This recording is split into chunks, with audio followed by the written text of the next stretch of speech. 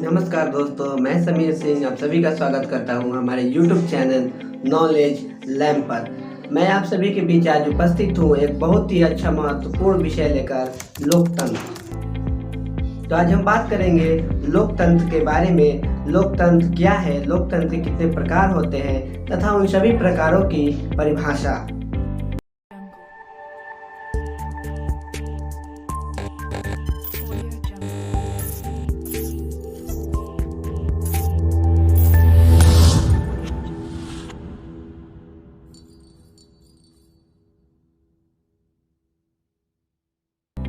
तो आइए हम सब बात करते हैं लोकतंत्र के बारे में। जैसा कि इसका नाम है लोकतंत्र, इसका विच्छेद करने पर हम प्राप्त करते हैं दो शब्द, लोक तथा तंत्र यानी कि ढांचा।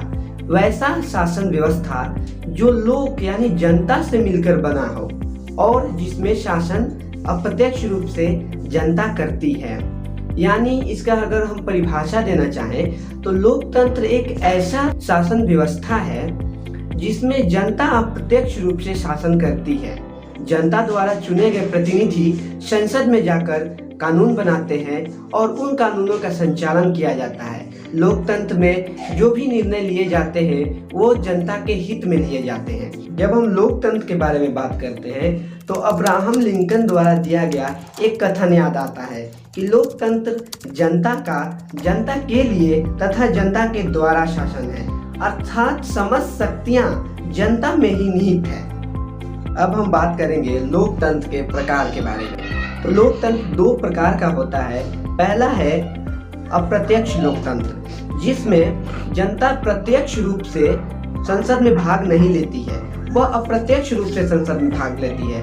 यानी कि जनता जो अपने प्रतिनिधि को चुनकर संसद में भेजती है वे कानून बनाते हैं तथा उनके द्वारा बनाए गए कानून जनता के हित में होता है। तो अप्रत्यक्ष लोकतंत्र के बारे में हम लोग जान गए। अब दूसरा है प्रत्यक्ष लोकतंत्र। जब हम बात करते हैं प्रत्यक्ष लोकतंत्र के बारे में तो प्रत्यक्ष लोकतंत्र बड़े देशों में संभव नहीं है। जैसे भारत, अमेरिका जैसे बड़े देशों में प्रत्यक्ष लोकतंत्र संभव नहीं है। ये ऐसे देशों के लिए है जिनकी जनसंख्या कम हो। वर्तमान में हम उदाहरण ले सकते हैं स्विट्जरलैंड का, जिसका वर्तमान में जो जनसंख्या है वो बहुत ही कम है तथा उसमें प्रत्यक्ष लोकतंत्र अभी भी है। हम लोग आज जाने लोकतंत्र के दोनों प्रकार के बारे में, प्रत्यक्ष तथा अप्रत्यक्ष। अब जानते हैं अप्रत्यक्ष लोकतंत्र के प्रकार के बारे में। अप्रत्यक्ष लोकतंत्र भी दो प्रकार के होते हैं, एक अध्यक्षात्मक लोकतंत्र तथा दूसरा संसदीय लोकतंत्र। ये दोनों अप्रत्यक्ष लोकतंत्र के अंग हैं। अध्यक्षात्मक लोकतंत्र में जो शक्तियां होती है वास्तविक तथा औपचारिक दोनों शक्तियां राष्ट्रपति के पास होती है। यानी कि राष्ट्रपति राष्ट्र का प्रधान तो होता ही है बल्कि वो समस्त शक्तियों का संचालन भी वही करता है तथा राष्ट्र का संचालन भी उसी के द्वारा किया जाता है। इसमें प्रधानमंत्री की महत्वपूर्ण भूमिका या फिर भूमिका नहीं होती है।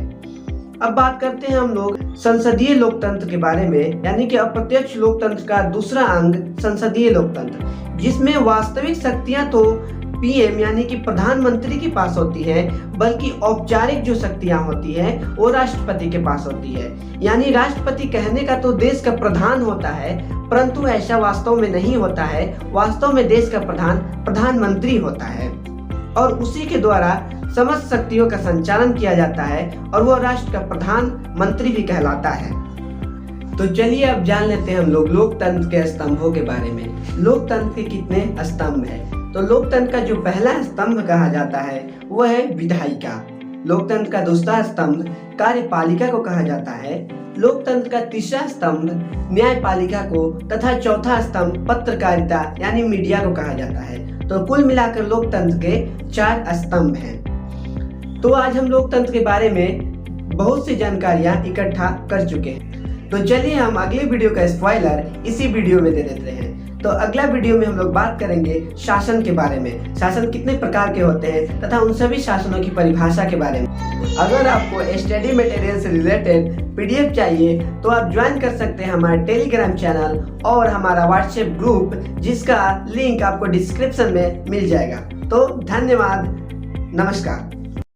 हरे कृष्णा। अगर आपको ये इन्फॉर्मेशन अच्छी लगी हो तो इसे अपने दोस्तों के साथ शेयर करें इस वीडियो को लाइक करें और ऐसे ही इंटरेस्टिंग इन्फॉर्मेशन के लिए हमारे चैनल नॉलेज लैम्प को सब्सक्राइब करें। Stay tune, till then stay healthy, stay safe.